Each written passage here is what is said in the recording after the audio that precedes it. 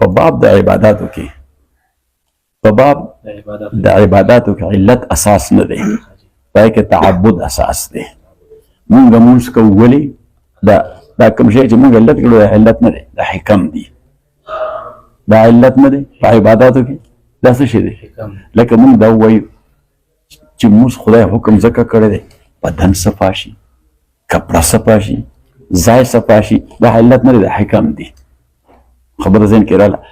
جماعت الله او پیغمبر حکم کړی دی ځکه امت کې وحدت پیدا شي، صحیح نظام پیدا شي، ضبط د اوقاتو پیدا شي، اطاعت د امیر پیدا شي. دا علت نه دی، دا حکم دی. خبره ده دا څه شي دی؟ حکم دی. نو امام حضرت شاه رحمت الله علیه فرمایي چې په عباداتو کې علت حکم د باری دی. بس څه شي دی؟ هر چې دا د علت خبره ده، دا د عباداتو نه بیا را په دې خوا ده، یعنی معاملات دي نو دا په علت باندې بنا دي. خبره ذهن کې رااله. اوس هر چې امامت یا منځ کول دي یا درس دی، نو دا خو دین او عبادت ته معامله ده. عبادت ته خو مشابهت شته معاملې سره. صحیح شو؟ لکه نکاح عقد ده که عقد نه دی؟ صحیح. خو دا عقد نه، عقد بیع دی که عقد اجاره دی؟ نه دی، عقد اجاره هم نه دی. مشابهت د عبادت سره نمبر اول، بیا د بیع سره نمبر دویم، بیا د اجاره سره. صحیح. نو درې مشابهتونه دي پکې. نه عبادت ولې دی؟ ځکه نبی صلی الله علیه وسلم فرمایي چې النکاح من سنتي. او د دې وجې د امام صاحب او د امام شافعي رحمت الله علیه پکې اختلاف دی چې اشتغال په نکاح اولاد دی که اشتغال په جهاد اولاد دی.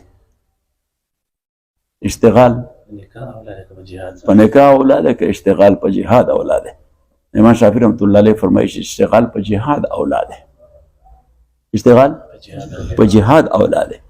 امام رحمت الله علیه فرمایي چې دا په احوال او ظروف باندې موقوف ده، خو اشتغال په نکاح دا هم یو بهترین عبادت دی.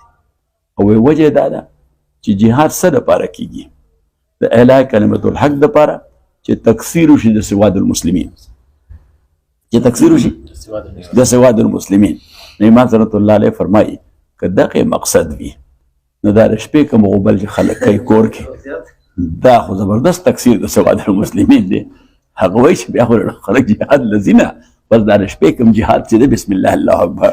مفتي سید صاحب راغلی او مفتي سید صاحب پالکور رحمت الله علیه دارالعلوم دیوبند مفتي نو شیخ ولي سید عمر صاحب پالکور وفات شوی دی، الله دې وکړي رحمت کړي. نه دا تکلیف د سینې تکلیف ورته مخکې نه، خو دا ډېر سخت ګیر سړی و. ده کې لږې لپټي نه وه. مونږ ورته وو په امریکا چې بلیک اینډ وایټ باندې دا تور دی دا سپین دی، په دې میاشت کې خړ پړ د په مذهب کې نه و. بس خو یو خبره به یې راته کوله بلکې ډېره سپینه خبره به یې کوله. دغسې ناستو نو عوام هم ناستو نه تپوس کوی مفتي صاحب وی ها وی چې دا امریکا کې خو یې سړی په نقدو باندې چا سره پیسې نه چې ځان له 2 کمرو کور هم واخلي، د بانک نه به قرضه اخلي، بانک خو قرضه په سود باندې ورکوي. نو وی دارالعلوم دیوبند یو فتوا ورکړې چې یو کور د استوګنې دپاره دغسې اخیستل جایز دي. نو مفتي سید صاحب وی کوم دارالعلوم دیوبند فتوا ورکړې ده؟ دې کوم دیوبند کې چې زه یم هلته نه خو فتوا تر هغې نه ودي چې څوک پورې ما کتلي نه وي. نو زما د نظر نه داسې فتوا نه تېره شوې. نو هغه ورته وی جي مولانا تقي صاحب جي وی فتوا ورکړې ده. څه مولانا تقي صاحب فتوا ورکړې ده. مفتي سید صاحب ډېر غوسناک سړی و. وی ما تا نه دا تقاضا کړې چې ما ته د مفتیانو فتوې ووایه. صحیح. نو بات ډېر ما څه خبره کوله د عبادت او نو ما دغه وی اطاعت پکې تعبد وي. نو په دې کې مونږ منظور کوو خدای ویلي. صحیح. مونږ روزه ونیسو بس الله ویلي دې لپاره نه چې معده ټیک شي او لیور باندې پریشر کم شي. دا حکم دی. دې ته وایي وجوه بعد الوقوع. علماء اصول فقه ای ذکر کوي وجوب بعد الوقوع کنه کوي. نو دا وجوب بعد الوقوع دی. او نور د عبادات فرض شوي دي، یعنی مأمور به په عباداتو کې مأمور به د امر د وجه، او منهي عنه دا منهي عنه د نهي د وجه. بس په دې کې دغه علت دی چې دغه علت سره موږ امر دی او دغه علت سره موږ نهي دی. بس دغه پر چې معاملات دي نو په هغې کې بیا کتی شي څه ته علت ته کتی شي. نو اوس دې امامت ته به راشو. ستا مسله خو دغه ده که نه یا تدریس بس امامت به دغه کو نور خو عبادات پې ټول نو قیاس دي. نو اوس اصل مسله هغه خو اختلافي ده نه ده اختلافي او د چا په نیس امام صاحب یو طرف ته دی او جمهور بل طرف ته دي چې درې یو طرف ته شي موږ څه وایو جمهور ورته وایو نه په نیس باندې جایز دی او مستدل دی یو نه بلا ډېر صحیح په نیس ټول نه اهم مستدل دی حدیث د صالح بن سعد ساعدي رضی الله تعالی عنه او دا حدیث امام بخاری څو واره ذکر کړی دی مختلفو ابوابو کې. دا مالته په دا یو ځای کې لیکلي دي چې 29 باره دا حدیث ذکر کړی دی. څومره 29 بار دا یو حدیث ته 29 بار ذکر کړی ځکه مختلف تراجم پې ثابتوي. څه پې ثابتوي؟ مختلف تراجم پې ثابتوي. نو چېرته پې اجرت جواز د اجرت علی تعلیم القرآن کله پې دا ثابتوي صحیح او کله پې دا ثابتوي چې مهر مطلق یو شی دی چې قدر و قیمت لري کله پې هغه ثابتوي صحیح علی هذا القیاس. چې نبی علیه الصلاة والسلام هغه صحابي ته وویل چې ته خو نکاح کول غواړې خو مهر خو راوړه. نو هغه ورته ویل چې ما املک الا ازاري هذا وردائي هذا، ما سره خو سوای د دې لنګ نه د دې یو څادر نه بل څه شی نشته نو څه راوړم. نو نبي علیه السلام ورته ویل چې التمس ولو خاتم من حدید، لاړ شه وګوره که چېرته دغسې موږ ورته سولې وایو دې ته څه وایي سولې او دا خو د سپینو زرو دی خو یې ورشه که د اوسپنې یو سولې درته میلاو شي نه هغه راوړه. او دغه نه بیا امام بخاري هم ثابت دی مذهب د امام شافعي هم دی چې مهر څه شی پکار دی هغه وایي فلس او فلسین یو پیسه یا دو پیسې دا هم مهر کېدی شي صحیح. امام مالک رحمت الله علیه فرمایي چې نه داسې مال پکار دی چې څه قدر و قیمت وي صحیح.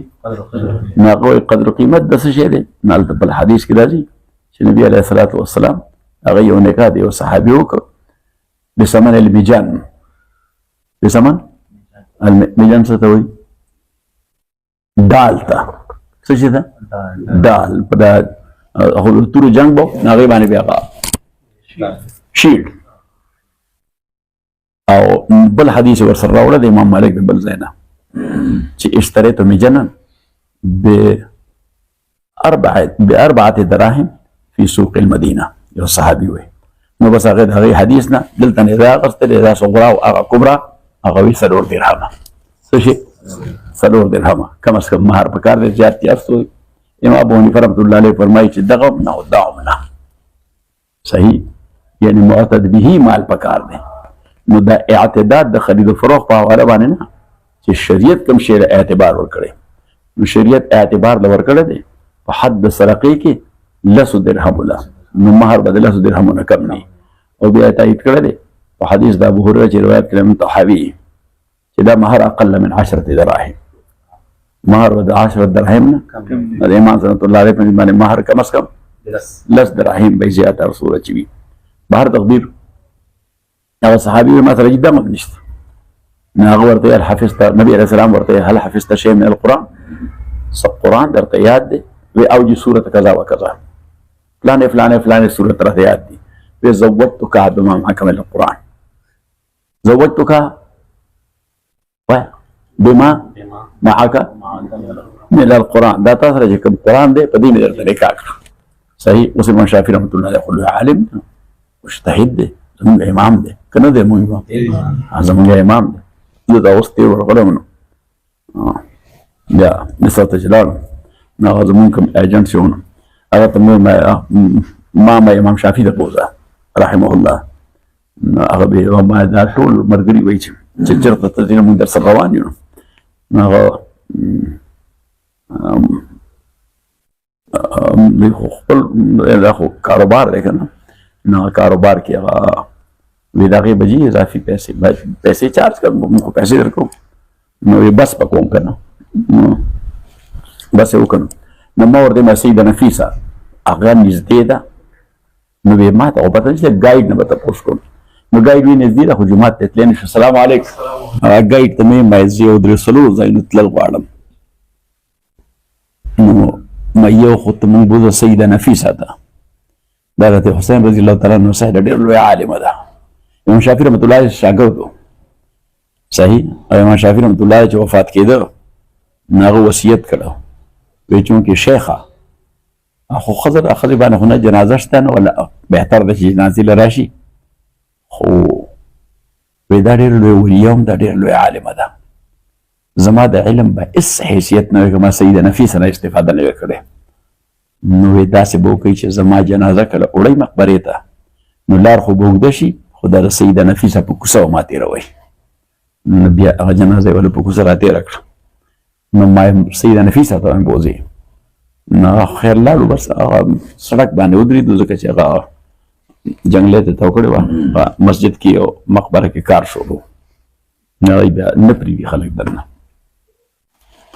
او ما دویم ما وکیل بن الجراح درته معلوم دی تا خو دې راته نه دی معلوم ما زه بیا بل چا نه تپوس وکړو معلوم شو نو اوس چې امام شافعي رحمت الله علیه ته تلو نو یکدم زه د شیشې سره ناست وم یکدم مې بورډ وکته ذریح الامام وکیل بن الجراح ما ورته ما ودرېږه بس ورته ما ته ودرېږه نو ملګرو ته مې راکوز شي دا خو مې ډېر لوی سړی دی نو بس خیر هغه دروازې خو بندې خو بار درود الفاتحه مو وکړو بیا هغې نه بعد امام شافعي رحمت الله علیه ته لاړو نو بیا د سهار مونځ مو امام شافعي رحمت الله علیه مسجد کې وکړو او نور خو د قبر دروازه خو بند یا خو نه کولاوئ نو بس خو فاتحه مو وکړه او بیا هغه ته امام لیث ابن سعد ته هم بوځه نو امام لیث ابن سعد ته لاړو امام لیث ابن سعد خو ډېر لوی سړی دی یو ځل امام مالک رحمت الله علیه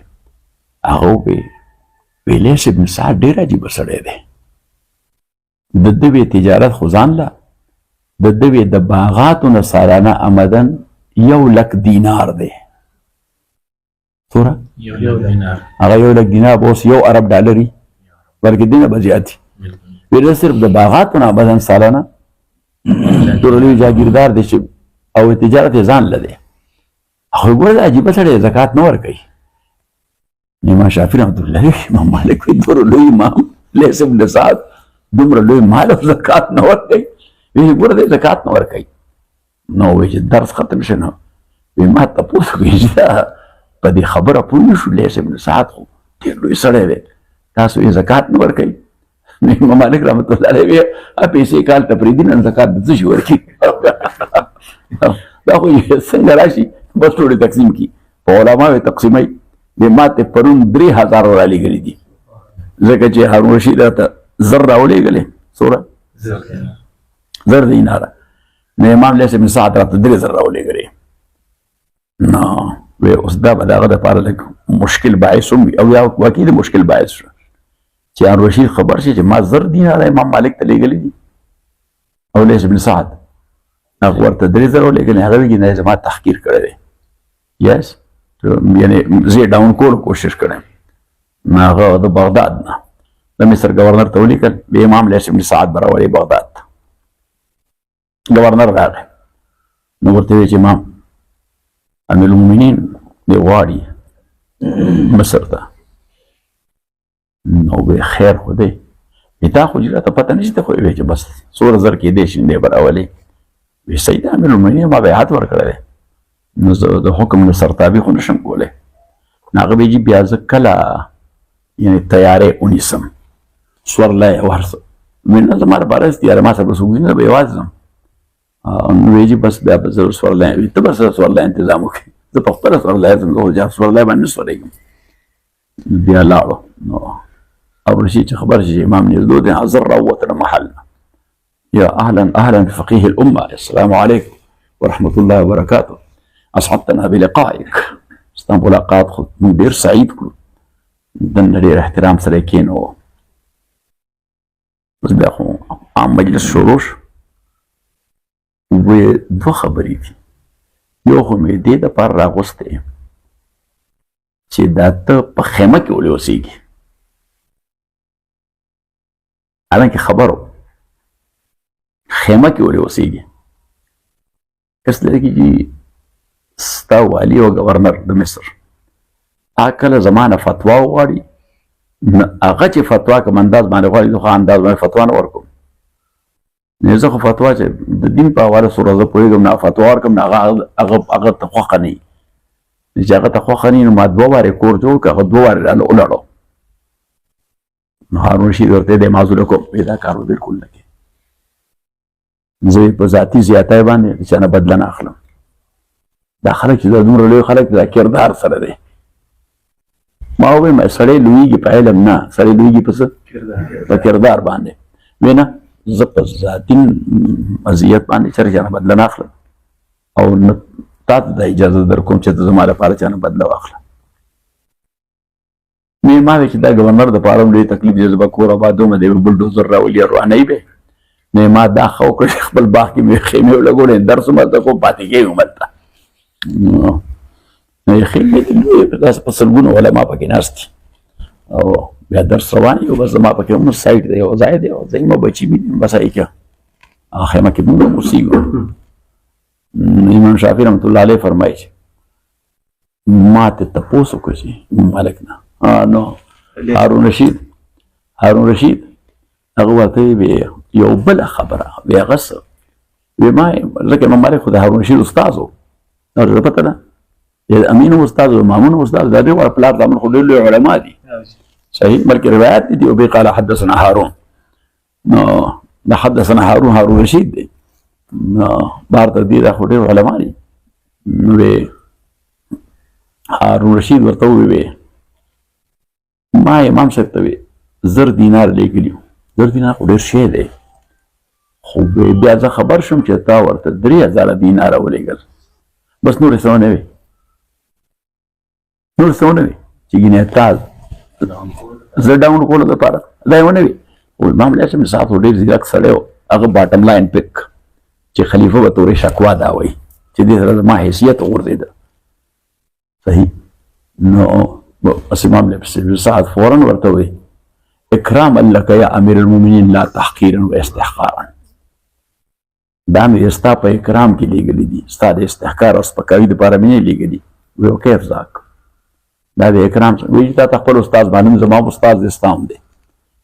وی هغه ته چې کله هم خلیفه او امیر المؤمنین هدیه راولیږي نو وی که دا ورته ماښام ورسي بیا د ماسخوتن د مونځ نه وړاندې مدینه کې منادي وکړي چې ستاسو څه مال ما ښه راغلی دی نو تاسو بیا سبا مانځه نه بعد دا زما کور خواته راشئ چې خپله حصه واخلئ. نو بس امام مالک ته خو زه راتلم نو خلکو باندې به تقسیمول نو بس هغه به سهار مانځه مونځ نه چې وفاره شم مدینې منوره کې او کور ته به لاړم نو بس خلک به راغلي وو هغوی ته به ورکول توله. نو هارون رشید ورته دا خو ما ته پته ده شیخ سرخوزه هم پاتې نو هم دغه کار کوي. نو ورته ویې چې اوس دا 1000 دیناره خو تا ولېږل نو هغه منادي وکړي نو یې چې دومره خلک به راشي چې دا 1000 دیناره به ورته پوره نه شي او خلکو ته خو دا معلومه ده چې دا هدیه راځي چېرته نه د امیر المؤمنین نه. نو یې ما وی چې هغه دومره خلک به غریبانان راشي چې دا 1000 دیناره به ورته پوره نه شي نو دې کې ستا ذلت نو ما ورسره 3000 ورولېږلې چې خلک تا ته بد نسبت ونه کړي.